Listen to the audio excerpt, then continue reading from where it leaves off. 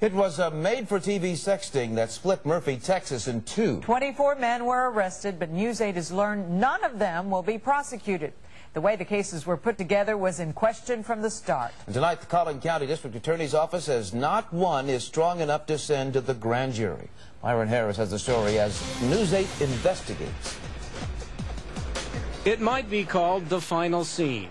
A Sunday afternoon last fall in Terrell, southeast of Dallas.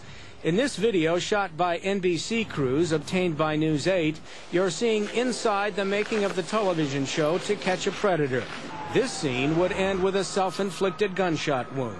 If there's someone in there, they know we're out here. Yeah. They'd all been there for some time. TV crews from the NBC Dateline show To Catch a Predator, TV producers on the driveway, a TV host, mic'd up, stood in front. The police were there too, police from Terrell and Murphy. It's all supposed to be about justice, but a News 8 investigation shows that when the motives of the media and law enforcement get confused, justice can be meager, and in this case, tragic. It's a prosecutor's worst nightmare, and in fact, I've had this experience when I was a federal prosecutor. The last thing you want is for the news media or reality TV shows to be involved in the prosecution of a case or the investigation of a case. Get on the ground! Please, on the ground now! Some saw flaws in the procedure before the sting began. This email shows that Plano police wanted no part of the operation. The chief wants to ensure we have no one assisting, consulting, or being involved in their operation with Dateline. You've got problems from beginning to end. Please! Get on the ground! Get on the ground! On the ground! On the ground! Face down! On your belly! Murphy went ahead anyway with a sting they say they'd been working on for 2 months. However, News 8 has learned that Murphy's lead investigator, Snow Robertson, did not even work for Murphy until 1 day before the sting began. That put more pressure on the group Perverted Justice.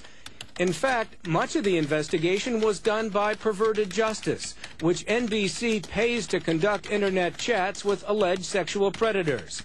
The group's methods have long been questioned, most recently by Marcia Bartel, a former NBC producer who is now suing NBC for $1 million after she was fired when she voiced concerns about the ethics on To Catch a Predator.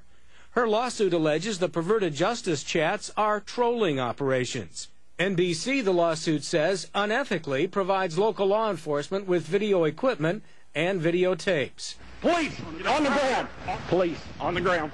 Get on the ground! Okay. As reported by News 8, Murphy police appear to have been wearing NBC cameras in the Murphy sting. Neither NBC nor Murphy will comment.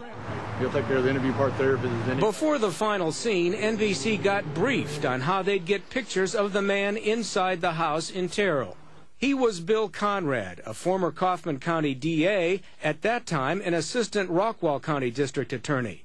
He was to be To Catch a Predator's last and most notorious Murphy target. Patricia Conrad is his sister. And these people were acting as not only police, but judge, jury, and executioner. Perverted Justice chatters posing as a young boy say Conrad solicited them on the internet. So when do you want to come over? And then talked to an NBC decoy on the phone. That led to the stationing of men from 2 police forces on Conrad's front lawn that Sunday. When he didn't answer the door, police decided to phone him.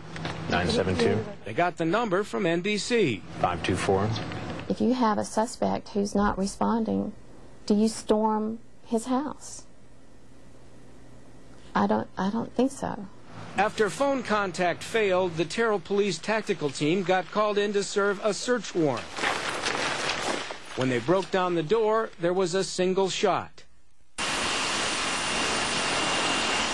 Conrad had shot himself in the head. I think it was about headlines, making a splash, making a story, jumping to conclusions. You know, we've got something that's really going to bring up our ratings. As a matter of disclosure, Channel 8 competes against KXAS Channel 5, which is partially owned by NBC.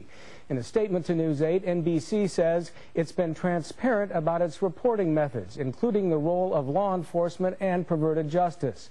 NBC says it's proud of its reporting and that the $1 million lawsuit is without merit. Myron Harris, Channel 8 News.